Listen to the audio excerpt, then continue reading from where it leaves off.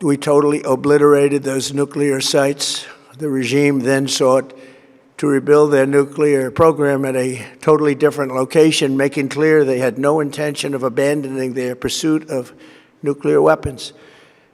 They were also rapidly building a vast stockpile of conventional ballistic missiles and would soon have had missiles that could reach the American homeland, Europe, and virtually any other place on Earth. Iran's strategy was so obvious. They wanted to produce as many missiles as possible, and they did, with the longest range possible, and they had some weapons that nobody believed they had. We just learned that out. We took them out. We took them all out so that no one would really dare stop them. And their race for a nuclear bomb, a nuclear weapon like nobody's ever seen before. They were right at the doorstep. For years, everyone has said that Iran cannot have nuclear weapons, but in the end, those are just words if you're not willing to take action when the time comes. As I stated in my announcement of Operation Epic Fury, our objectives are very simple and clear. We are systematically dismantling the regime's ability to threaten America or project power outside of their borders. That means eliminating Iran's Navy, which is now absolutely destroyed, hurting their Air Force and their missile program at levels never seen before, and annihilating their defense industrial base. We've done all of it. Their Navy is gone. Their Air Force is gone. Their missiles are just about used up or beaten. Taken together, these actions will cripple Iran military, crush their ability to support terrorist proxies, and deny them the ability to build a nuclear bomb. Our armed forces have been extraordinary. There's never been anything like it militarily. Everyone is talking about it, and tonight I'm pleased to say that these core strategic objectives are nearing completion. As we celebrate this progress, we think especially of the 13 American warriors who have laid down their lives in this fight to prevent our children from ever having to face a nuclear Iran. Twice this past month, I've traveled to Dover Air Force Base, and it's been something. I wanted to be with those heroes as they return to American soil, and I was with them and their families, their parents, their wives, their husbands. We salute them, and now we must honor them by completing the mission for which they gave their lives. And every single one of the people, their loved ones said, "Please, sir, please finish the job," every one of them.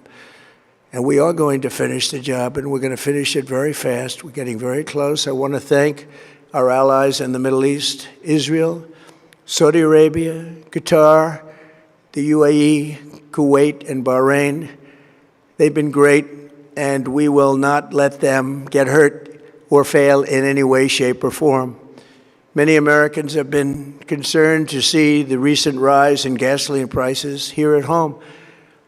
This short-term increase has been entirely the result of the Iranian regime launching deranged terror attacks against commercial oil tankers in neighboring countries that have nothing to do with the conflict. This is yet more proof that Iran can never be trusted with nuclear weapons. They will use them, and they will use them quickly. It would lead to decades of extortion, economic pain, and instability worse than we can ever imagine. The United States has never been better prepared economically to confront this threat. You all know that. We built the strongest economy in history.